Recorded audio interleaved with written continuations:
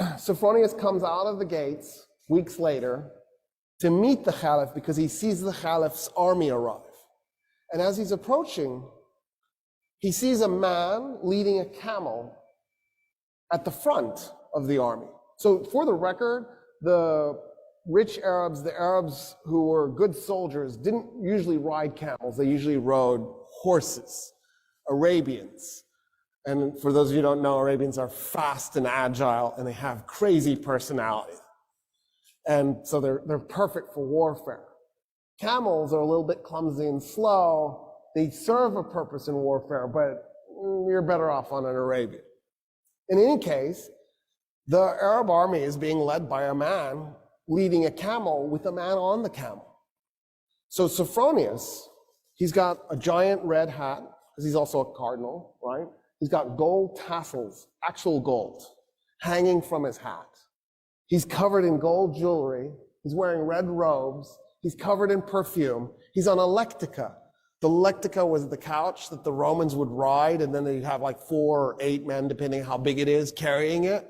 And then he has 2 men, one on each side, fanning him. Of course, right? That's what Jesus would want from his bishops. It's exactly right. And he's coming out on this lectica being fanned. And he comes up to the guy on the camel, and he says, where's the Caliph? And the guy on the camel does like this. He nods with his head at the guy leading the camel. So Sophronius turns to the guy leading the camel and goes, where's the Caliph? And the guy leading the camel says, I'm the Caliph. And Sophronius goes, dude, you're dressed in rags. The guy's pants were mended multiple times. His shirt was mended multiple times. And he goes, no, I'm the Caliph. And Sophronius goes, you've just conquered Iraq and Syria and all of Palestine minus Jerusalem. How is it you're so poor? And the Caliph goes, well, why would I collect wealth?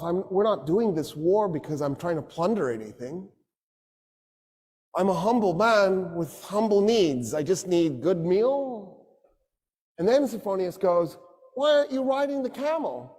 And Omar goes, that's my servant on the camel, and we take turns so that neither one of us gets exhausted.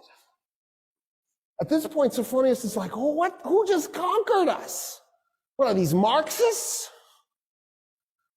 And so Sophronius gets off the lectica because he's shamed off of the thing.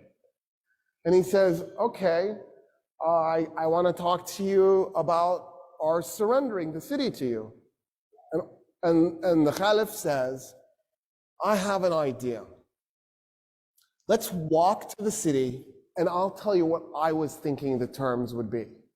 So we'll start there. And Sophronius goes, yes, of course. And as they're walking, Umar ibn al-Khattab says, why don't we do this? All Roman politicians leave Jerusalem. You just go, if you're a politician. So if you're a top bureaucrat, an officer, and you can take anything you can carry. So you can take gold, as long as you can carry it. And Sophronius goes, okay. That's reasonable. That's actually more than reasonable. I just assumed you'd enslave them and take their gold. I don't see how anybody would be mad about that. And then what else? And the Caliph goes, oh no, I was thinking that's it. We don't do anything else. And Sophronius goes, wait a minute, I am really confused. So when us Romans capture a city, we enslave a segment, we plunder the city, probably a little bit too much raping too. We might even burn some of it just for grins and giggles. And then we declare it to be ours. What about that? And Umar ibn al-Khattab goes, no, we're not going to do any of that. No plundering, no raping, no enslaving. We don't do that stuff. And then Sophronius goes, oh, but you're going to seize property in the city. And the Caliph goes, no, we're not going to take anybody's property. We're going to leave the city exactly like it is. The only thing I want to do is eject the Roman politicians with whatever they can carry. And Sophronius goes, there's nothing to negotiate. Yeah, we surrender the city this instant. I don't understand, actually. They walk into the city. Khalid is one of the men following. Amr ibn al-As, all these guys, they're on foot. If they've got their horses with them, they're leading their horses by the reins, right? Because the leadership is on foot. There's no way they're going to ride in. They're walking. And this is a holy city to them, because Jesus is holy to them, because the Jews were holy to them. And so they see this as a holy city. Sophronius goes, tell me about your religion, as they're walking through the streets. And so Umar ibn al-Khattab starts telling him about Islam. Sophronius goes, it just sounds like a variation of Christianity. I feel like our religions are shockingly similar. And Umar ibn al-Khattab goes, yeah, because they are. I mean, we thought we were doing Judaism 3.0. It never occurred to us that we were going to be received as being so different. And he goes, okay, since you've given us such amazing surrender terms, my alarm is going off, and I can't turn it off, and it's so embarrassing. It's telling me to put my kids to bed. I should have remembered to turn it off, but it didn't occur to me. He says, you've given us such amazing surrender terms, and because I feel such kinship with your religion, will you do me an honor? Will you come to my church and pray in your Muslim way next to me as I pray in my Christian way? And Umar ibn al-Khattab goes, never. And Sophronius goes, why? He goes, I'm the Caliph. The first place I pray in Jerusalem is going to become a mosque. The Muslims will take it and they will create a place of worship for Muslims, and you will lose it. And I don't want you to lose your church. And Sophronius goes, okay. What if we find an empty piece of Jerusalem and we just pray there? And Umar ibn al-Khattab goes, yes, I accept. An empty piece, something that nobody owns.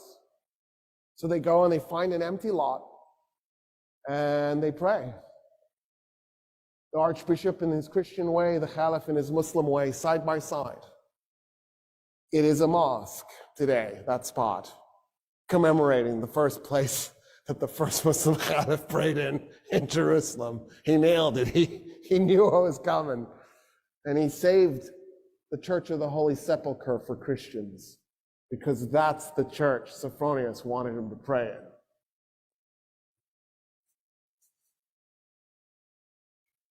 At that point, the Caliph says, I want to see the Temple Mount. And Sophronius goes, why? And the Caliph goes, because it's holy. It's holy to everybody. It's holy to Christians, it's holy to Jews, it's holy to Muslims. And Sophronius goes, nah, we haven't been treating it as holy to anybody. And Umar ibn al-Khattab goes, what do you mean? And so Sophronius says, so after we tore down the second temple of Solomon, when we conquered Palestine, we turned the Temple Mount into a garbage dump to punish the Jews. And the Caliph goes, what do you mean? And Sophronius goes, yeah, there's like 500 years of refuse on that thing. It's just a garbage dump. And he goes, show me. They walk up to the Temple Mount, and the Caliph can't believe what he's looking at. He falls on his knees and he begins clearing the garbage by his hands. His army sees their leader on his knees clearing garbage, and they run up and they start clearing the garbage themselves. And they clear the garbage off the Temple Mount. The Caliph goes, okay, I want to meet some of the Jews living in Jerusalem. And Sophronius goes, there are no Jews in Jerusalem.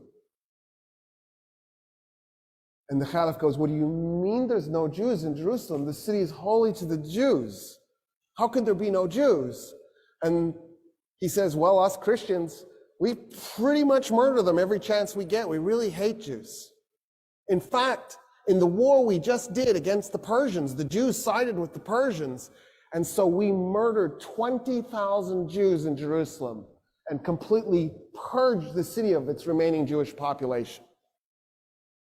And Umar ibn al-Khattab goes, no, this is wrong. You can't do this.